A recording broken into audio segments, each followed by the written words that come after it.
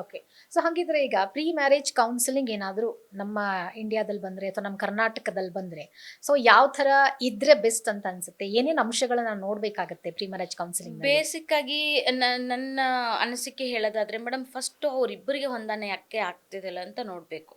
Peer match ಇವಾಗ pre marriage counselling love ಮ್ಯಾರೇಜ್ಗೂ ಬೇಕಾಗತ್ತೆ, arrange ಮ್ಯಾರೇಜ್ಗೂ ಬೇಕಾಗತ್ತೆ. ಸೊ ಅರೇಂಜ್ ಮ್ಯಾರೇಜ್ ಅಂತ ಬಂದಾಗ ಸೊ ಡಿಫ್ರೆನ್ಸ್ ಇರುತ್ತೆ, ಎರಡಕ್ಕೂ ಡಿಫ್ರೆನ್ಸ್ ಇರುತ್ತೆ. ಲವ್ ಮಾಡಿರ್ತಾರೆ, ಸ್ವಲ್ಪ ಮಟ್ಟಿಗೆ ತಿಳ್ಕೊಂಡಿರ್ತಾರೆ, ಬಟ್ ಕೌನ್ಸಿಲಿಂಗ್ ಅವರು ತಗೊಳ್ಬೇಕಾ ಬೇಡವಾ ಅನ್ನೋದನ್ನ ಅವ್ರು ಡಿಸೈಡ್ ಮಾಡ್ಬೇಕಾಗಿ ಬರುತ್ತೆ. ಬಟ್ ಈಗ ಅರೇಂಜ್ ಮ್ಯಾರೇಜ್ ಅಂತ ಬಂದಾಗ ಮದ್ವೆಗಿಂತ ಮುಂಚೆ ಎಲ್ಲವನ್ನ ಹೇಳ್ಕೊಳಕ್ ರೆಡಿ ಇರ್ತಾರ ಅನ್ನೋದೇ ಕ್ವಶನ್ ಮಾರ್ಕ್. ಅಲ್ಲ, ಹೇಳ್ಕೊಂಡ್ರೆ ಅವ್ರ ಬದುಕು ಚೆನ್ನಾಗಿರುತ್ತೆ ಮೇಡಮ್. ಇಲ್ಲ ಹೇಳ್ಕೊಳ್ಳಿಲ್ಲ ಅಂತ ಹೇಳಿದ್ರೆ ಅವ್ರದೇ ಈಗ ಏನ್ ಹೇಳ್ತೀವಿ ಅಂದ್ರೆ, ಗಣಪತಿ ಮಾಡೋದು ನಮ್ ಕರ್ತವ್ಯ, ಪೂಜೆ ಮಾಡೋದು ಅವ್ರ ಕರ್ತವ್ಯ. ಹಂಗಾಗಿ ಒಂದು ಒಂಟೆನ ನೀರಿನ ತನಕ ತಗೊಂಡ್ ಬಂದು ನಿಲ್ಸೋದು ಆ ಕೌನ್ಸಿಲಿಂಗ್ ಸೆಂಟರ್ಗಳ ಕರ್ತವ್ಯ. ಅಲ್ಲಿ ನೀರು ಕುಡಿಯೋದು, ಇಲ್ಲ ಅಂದ್ರೆ ಹಂಗೆ ನೀರು ಕುಡಿದೇನೆ ವಾಪಸ್ ಹೋಗೋದು ಅವ್ರಿಗೆ ಬಿಟ್ಟಿರೋದು. ಅಲ್ಲಿ ಏನು ಎಷ್ಟು ಓಪನ್ ಅಪ್ ಆಗಿ ಮಾತಾಡ್ಕೊಳ್ತಾರೋ ಅಷ್ಟು ಅವ್ರಿಗೆ ಹೆಲ್ಪ್ ಆಗುತ್ತೆ ಅಂತ ಹೇಳ್ಬೋದು. ಯಾವುದೇ ವಿಚಾರ ಆಗಿರ್ಲಿ, ಈಗ ಒಂದು ಸಬ್ಜೆಕ್ಟ್ ಬಗ್ಗೆ ಇವ್ರು ಮಾತಾಡಿದ್ರೆ ಅಪೋಸಿಟ್ ಪಾರ್ಟಿ ಅದಕ್ಕೆ ತನ್ನ ಒಪಿನಿಯನ್ ಹೇಳಲೇಬೇಕು. ಕೌನ್ಸಿಲಿಂಗ್ ಅಂತಂದ್ರೆ ಯಾರು ಇವ್ರನ್ನೊಬ್ರನ್ನ ಕೂರಿಸ್ಬಿಟ್ಟು ಒಂದು ಏನು ಎಪಿಸೋಡ್ ತರ ಮಾಡ್ಬಿಟ್ಟು ಕಳ್ಸೋದಿಲ್ಲ. ಇಬ್ಬರನ್ನ ಕೂರಿಸ್ಕೊಂಡು ಅವ್ರ ವಿಚಾರ ಹೇಗಿದೆ, ನಿಮ್ಮ ವಿಚಾರ ಹೇಗಿದೆ ಅದೆಲ್ಲ ಮಾಡ್ತಾರೆ. ಇವಾಗೆಲ್ಲ ಕಪಲ್ ಕೌನ್ಸಿಲಿಂಗ್ ಎಲ್ಲ ನಡೀತಿದೆಯಲ್ಲ ಮ್ಯಾಮ್, ಆಫ್ಟರ್ ಮ್ಯಾರೇಜು ಆ ಥರ same as usual pre counselling ನಡಿಬೇಕು. ಓಕೆ. ಇವಾಗ ಪ್ರೀ ಮ್ಯಾರೇಜ್ ಕೌನ್ಸಿಲಿಂಗ್ ಬರೋದೇ ಆದ್ರೆ ಮೇನ್ ಇಂಪಾರ್ಟೆಂಟ್ ಏನ್ ಡಿಸ್ಕಸ್ ಮಾಡಿದ್ರೆ ನಮ್ಮ ಫ್ಯೂಚರ್ಗೆ ಒಳ್ಳೇದಾಗುತ್ತೆ? ಇವಾಗ ಫೈನಾನ್ಷಿಯಲ್ ಸ್ಟೇಟಸ್ ಅಂತೂ ಫಸ್ಟ್ ಆಫ್ ಆಲ್ ನೋಡ್ತಾರೆ. ಇವಾಗಿನ ಜನರೇಷನ್ ಅಲ್ಲಿ ಫೈನಾನ್ಷಿಯಲ್ ಸ್ಟೇಟಸ್ ಇಲ್ಲ, ಫೈನಾನ್ಷಿಯಲ್ ಸ್ಟೆಬಿಲಿಟಿ ಇಲ್ಲ ಅಂದ್ರೆ ಯಾರು ಹೆಣ್ಣು ಕೊಡ್ಲಿಕ್ಕಿಲ್ಲ. ಸೊ ಅದನ್ನ ಬಿಟ್ಟು ಒಂದು ನೆಮ್ಮದಿಯಾಗಿ ಸಂತೋಷವಾಗಿರ್ಬೇಕು ಅಂದಾಗ ನಾವು ಪ್ರೀ ಮ್ಯಾರೇಜ್ ಕೌನ್ಸಿಲಿಂಗ್ ನಲ್ಲಿ ಸೊ ಯಾವುದಕ್ಕೆ ಇಂಪಾರ್ಟೆನ್ಸ್ ಕೊಡಬೇಕು? ಅವರ ಅಭಿರುಚಿಗಳನ್ನ ಡಿಸ್ಕಸ್ ಮಾಡ್ಬೇಕು ಮೇಡಮ್. ನನ್ನ ಆಸಕ್ತಿಗಳಿದೆ, ನಿನ್ನ ಆಸಕ್ತಿ ಏನು, ಅದು ಮ್ಯಾಚ್ ಆಗತ್ತಾ? ನನ್ನ ವೃತ್ತಿ, ನನ್ನ ಕ್ಷೇತ್ರ, ಯಾಕಂತ ಹೇಳಿದ್ರೆ ಅವರೇ ಒಂದು ಕ್ಷೇತ್ರದಲ್ಲಿ ಕೆಲಸ ಮಾಡಿ, ಇವರೇ ಒಂದು ಕ್ಷೇತ್ರದಲ್ಲಿ ಕೆಲಸ ಮಾಡ್ರಿ, ಇಬ್ಬರಿಗೂ ಆ ಕ್ಷೇತ್ರದ ಅನುಭವ ಇರೋದಿಲ್ಲ. ಸೊ ಅದರಿಂದನೇ ಸಸ್ಪೆಕ್ಷನ್ ಮಾಡೋದು ಆ ಹೆಣ್ಮಗಳ ಮೇಲೆ. ಈಗ ನಾವು ಎಕ್ಸಾಂಪಲ್ ಆಗಿ ತಗೊಳ್ಳೋದಾದ್ರೆ, ಮೀಡಿಯಾ ಕ್ಷೇತ್ರ ಆಗಿರ್ಬೋದು, ನಮ್ಮ ಅಡ್ವೊಕೇಸಿ ಆಗಿರ್ಬೋದು. ಕೆಲವೊಂದು ಕೇಸಸ್ ಬಂದಾಗ ನಾವು 9:30-10 ಗಂಟೆ ತನಕ ಆಫೀಸಲ್ಲಿ ಇರ್ಬೇಕಾಗತ್ತೆ. ಕ್ಲೈಂಟ್ಸ್ಗಳು ಆ ಟೈಮಲ್ಲೂ ಬಂದು ನಮ್ಮನ್ನ ವಿಸಿಟ್ ಮಾಡ್ತಾ ಇದ್ದಾರೆ.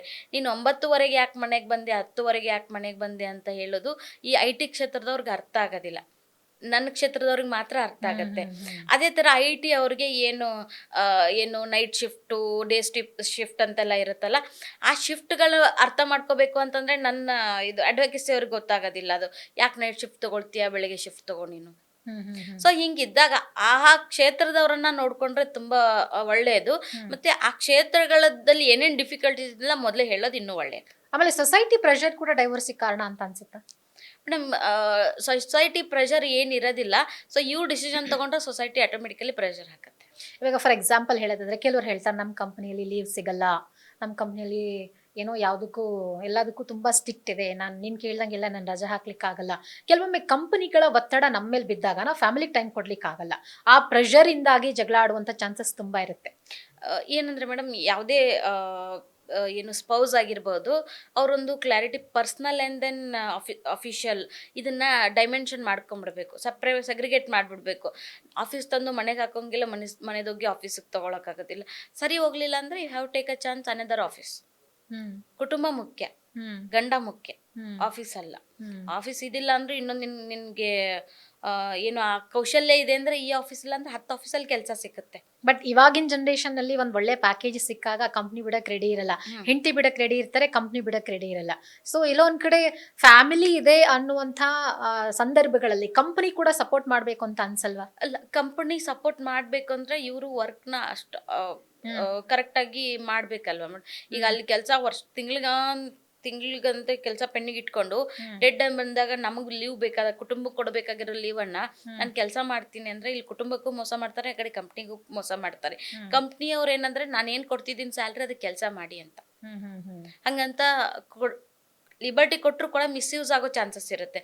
ಹಂಗಾಗಿ ನಾವು ಸೊಸೈಟಿಯ ಯಾವುದೋ ಒಂದು ಸಂಸ್ಥೆಯನ್ನ ಬ್ಲೇಮ್ ಮಾಡೋದಕ್ಕಿಂತ ಇವರು ತಮ್ಮ ವಿಚಾರವನ್ನ ಅವರವರೇ ಸಂಭಾಳಿಸ್ಕೊಂಡ್ರೆ ಒಳ್ಳೇದು ಮೇಡಮ್. ಯಾಕಂತಂದ್ರೆ company is a not an that much effect their families ಅಂತ ಹೇಳ್ಬೋದು. ಎಸ್ ಮ್ಯಾಮ್, ಈಗ ಕ್ರೂಯಲ್ಟಿ ಮೇಲೆ ಡೈವೋರ್ಸ್ಗಳನ್ನ ಕೇಳ್ಕೊಂಡು ಬರ್ತಾರೆ. ಸೊ ಕ್ರೂಯಲ್ಟಿ ಮೇಲೆ ಡೈವೋರ್ಸ್ ತಗೊಳ್ಳುವಾಗ ಕೋರ್ಟ್ ಏನೇನು ನೋಡುತ್ತೆ ಅಂತ? ಮೇಡಮ್, ಭಾರತೀಯ ಹಿಂದೂ ಮ್ಯಾರೇಜ್ ಆಕ್ಟ್ 1955 ಕೆಳಗಡೆ ಸೆಕ್ಷನ್ 13 ಕ್ಲಾಸ್ IA ಇದು ಕ್ರಿಯಾಲಿಟಿನ ಡಿಫೈನ್ ಮಾಡುತ್ತೆ. ಅಂದ್ರೆ ಇಬ್ಬರ ಸಂಬಂಧದಲ್ಲಿ ಗಂಡನಿಂದ ಆದ್ರೂ ಕೂಡ ಹಿಂಸೆ ನಡೆದಿರ್ಬೋದು, ಹೆಂಡತಿ ಅಂದ್ರಾದ್ರೂ ಗಂಡನಿಗೆ ಹಿಂಸೆ ನಡೆದಿರ್ಬೋದು. ಈ ಗ್ರೌಂಡ್ ಅಲ್ಲಿ ಇವ್ರಿಬ್ರು ಕೂಡ ಡಿವೋರ್ಸ್ ಅನ್ನ ತಗೊಳ್ಬಹುದು. ಕೋರ್ಟ್ ಏನನ್ನ ಕನ್ಸಿಡರ್ ಮಾಡುತ್ತೆ ಅಂತ ಹೇಳಿದ್ರೆ, ಈಗ ನಾವು ನನ್ನ ಹತ್ರ ಬಂದಿರ್ತಕ್ಕಂಥ ಕ್ಲೈಂಟ್ಸ್ಗಳನ್ನ ನಾವು ಇದು ಡಿವೋರ್ಸ್ ಆಗಿರೋ ಈ ಗ್ರೌಂಡ್ ಮೇಲೆ ಡಿವೋರ್ಸ್ ಆಗಿರೋದನ್ನ ಎಕ್ಸ್ಪ್ಲೇನ್ ಮಾಡ್ತಾ ಹೋದ್ರೆ, ಹೆಂಡತಿ ಸುಮಾರು ದಿನಗಳ ಕಾಲ ಗಂಡನಿಗೆ ಕರೆಕ್ಟಾಗಿ ಊಟ ಕೊಡದೇ ಇರೋದು ಕೂಡ ಡಿಸ್ಕಮ್ಸ್ ಅಂಡರ್ ಕ್ರಿಯಾಲಿಟಿ. ಆಮೇಲೆ ಮಕ್ಕಳನ್ನ ಚೆನ್ನಾಗಿ ನೋಡ್ಕೋದೇ ಇರೋದು ಕೂಡ ಕ್ರಿಯಾಲಿಟಿ. ಅದ್ರ ಜೊತೆಗೆ ಅತ್ತೆ ಮಾವನ್ನ ನೋಡ್ಕೊಳ್ದೆ ಸಪರೇಟ್ ಹೌಸ್ ಅಂದ್ರೆ ನಂಗೆ ಬೇರೆ ಮನೆ ಬೇಕು ಅಂತ ಡಿಮ್ಯಾಂಡ್ ಮಾಡೋದು ಕೂಡ ಕ್ರಿಯಾಲಿಟಿ. ತನ್ನ ಪತಿಯೇ ಏನಂತ ಹೇಳ್ತಾರೆ ಎಕನಾಮಿಕ್ ಸ್ಟೇಟಸ್ ಅಲ್ಲದೆ ಬೇರೆ ಹೈ ಲೈಫ್ ಎಕ್ಸೆಪ್ಟ್ ಮಾಡೋದು ಕೂಡ ಡಿಸ್ಕಮ್ಸ್ ಅಂಡರ್ ಕ್ರಿಯಾಲಿಟಿ. ಸೊ ಈ ಎಲ್ಲಾ ಗ್ರೌಂಡ್ಸ್ಗಳ ಮೇಲೂ ಕೂಡ ಡಿವೋರ್ಸ್ ಅನ್ನ ತಗೊಳ್ಬಹುದು. ಪ್ರತಿ ಕೇಸ್ ಫ್ಯಾಕ್ಟ್ಗೂ ಪ್ರತಿ ಕೇಸ್ ಫ್ಯಾಕ್ಟ್ ತುಂಬಾ ಡಿಫರೆನ್ಸ್ ಇರುತ್ತೆ. ಕೆಲವೊಂದನ್ನ ಫೇಸ್ ಮಾಡಿದ್ರೆ ಈ ಹೆಣ್ಮಕ್ಳ ಮೇಲೆ ಪ್ರತಿದಿನ ಕುಡ್ಕೊಂಡ್ ಬಂದು ಹೊಡೆಯೋದು, ಇದು ಕೂಡ ಕ್ರಿಯಾಲಿಟಿ. ಅದೇ ರೀತಿ ಅವ್ರ ಅತ್ತೆ ಮಾವ ಅವ್ರಿಗೆ ಡೌರಿ ಡಿಮ್ಯಾಂಡ್ ಮಾಡಿ ಮನೆಯಿಂದ ಹೊರಗೆ ಹೋಗಿ ಅಂತ ಮಾನಸಿಕವಾಗಿ ಹಿಂಸೆ ಕೊಡೋದು ಕೂಡ ಕ್ರಿಯಾಲಿಟಿ. ಹಾಗಾಗಿ ಇಲ್ಲಿ ಏನು ದೈಹಿಕವಾಗಿ ಶಾರೀರಿಕವಾಗಿ ಮಾಡ್ತಕ್ಕಂಥ ಹಿಂಸೆಗಳು ಬೇರೆ ಆದ್ರೆ ಮಾನಸಿಕವಾಗಿ ಮಾಡ್ತಕ್ಕಂಥ ಕ್ರೌರ್ಯಗಳು ಬೇರೆ ಇರ್ತಾರೆ. ಅದ್ರಲ್ಲಿ ಬಾಡಿ ಶೇಮಿಂಗು, ನೀನ್ ಚೆನ್ನಾಗಿಲ್ಲ, ಇಲ್ಲ ಅಂದ್ರೆ ಮಾಡಲ್ಲ ಅನ್ನೋ ಕಂಪ್ಲೇಂಟ್ ಮಾಡ್ತಾರೆ. That is also main ground for because ಹೆಂಗಂದ್ರೆ ಮ್ಯಾರೇಜ್ ಅಂತ ಹೆಂಗ್ ಡಿಸ್ಕ್ರೈಬ್ ಮಾಡಿದಾರೆ ಅಂದ್ರೆ the both are having like the productive of their families ಅನ್ನೋ ತರ, ಏನಂದ್ರೆ ಮಕ್ಳು ಮಾಡ್ಕೊಳ್ಳೋದೇ ಮದುವೆ ಅನ್ನೋ ತರ ಡಿಫೈನ್ ಮಾಡ್ಬಿಟ್ಟು ಅವರ ವೈಯಕ್ತಿಕ ಜೀವನದಲ್ಲಿ ಇಬ್ಬರಲ್ಲಿ ಯಾವ್ದೋ ಒಂದು ಸ್ಪೌಸ್ ಅವ್ರಿಗೆ ಕೋಆಪರೇಟಿವ್ ಮಾಡಿಲ್ಲ ಅನ್ನೋ ಗ್ರೌಂಡ್ ಮೇಲೂ ಕೂಡ ಡಿವೋರ್ಸ್ ಬಂದಿದೆ. ಓಕೆ. ಆಮೇಲೆ ಇನ್ನೊಂದು ವಿಚಾರ ಕೇಳಬೇಕು. ಇವಾಗಿನ ಜನರೇಷನ್ ಅಲ್ಲಿ ಇವಾಗ ಪ್ರೀ ಮ್ಯಾರೇಜ್ ಕೌನ್ಸಿಲಿಂಗ್ ಬೇಕು, okay, but pre marriage counselling ನಲ್ಲಿ ಸೆಕ್ಷುವಲ್ ಇನ್ಕಂಪ್ಯಾಟಿಬಿಲಿಟಿ ಬಗ್ಗೆ ಡಿಸ್ಕಸ್ ಮಾಡಬಹುದಾ? Is it right or wrong? ಮಾಡಲೇಬೇಕು ಮೇಡಮ್. ಆ ಸೆಕ್ಷುವಲ್ ಇನ್ಕಂಪ್ಯಾಬಿಲಿಟಿ ಯಾವ ಗ್ರೌಂಡ್ ಮೇಲೆ ಆಗ್ಬೇಕು ಅಂತ ಹೇಳಿದ್ರೆ, it might be that is not a main reason ಅಲ್ವಾ. ಇಬ್ರು ಚೆನ್ನಾಗಿದ್ರೆ it might be happen very easily. ಅದನ್ನ ಕನ್ವರ್ಟ್ ಆಸ್ ಅ ನಮಗೆ ಮಕ್ಳು ಯಾವಾಗ ಬೇಕು, ಮಕ್ಳನ್ನ ಯಾವಾಗ ಮಾಡ್ಕೊಳ್ಬೇಕು, ಈ ಗ್ರೌಂಡ್ ಮೇಲೆ ಮಾಡ್ಕೊಳ್ಬಹುದು. ಅದರ್ವೈಸ್ ಅದ್ರ ಬಗ್ಗೆನೇ ಫೋಕಸ್ ಮಾಡಿದ್ರೆ ದಟ್ ಕೌನ್ಸಿಲಿಂಗ್ ವೆಂಟ್ ರಾಂಗ್ ಅಂತ ನನ್ನ ಒಪಿನಿಯನ್. ಓಕೆ.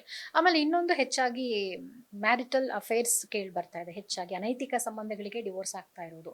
ಸೊ ಇದು ಒನ್ ಆಫ್ ದ ರೀಸನ್ ಹೆಚ್ಚಾಗಿ ಡಿವೋರ್ಸ್. ತುಂಬಾ ರೀಸನ್, ತುಂಬಾ ಏನಂತ ಹೇಳ್ತಾರೆ, ಮೆಜಾರಿಟಿ 99% ಇದೆ ಅಂತ ಹೇಳ್ಬೋದು ಮೇಡಮ್. ಹೊಂದಾಣಿಕೆ ಆಗ್ತಿಲ್ಲ, ಅತ್ತೆ ಮಾವನ್ ಪ್ರೆಷರು ಅದೆಲ್ಲ ಬರೋದು 1-2-3% ಆದ್ರೆ ಸುಮಾರು 97% ಅಡಲ್ಟ್ರಿ ಗ್ರೌಂಡ್ ಅಂತ ಹೇಳ್ಬೋದು.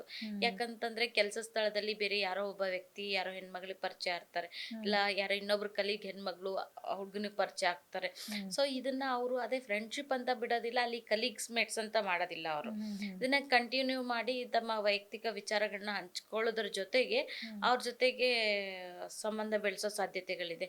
ನಾನು ಸುಮಾರು ಈ ಲಾಸ್ಟ್ ಅಲ್ಲಿ 3 ಮ್ಯೂಚುವಲ್ ಕನ್ಸರ್ನ್ ಡಿವೋರ್ಸು ಡಿಸ್ಪೋಸ್ ಆಯ್ತು ನಮ್ಮ ಆಫೀಸಿಂದ.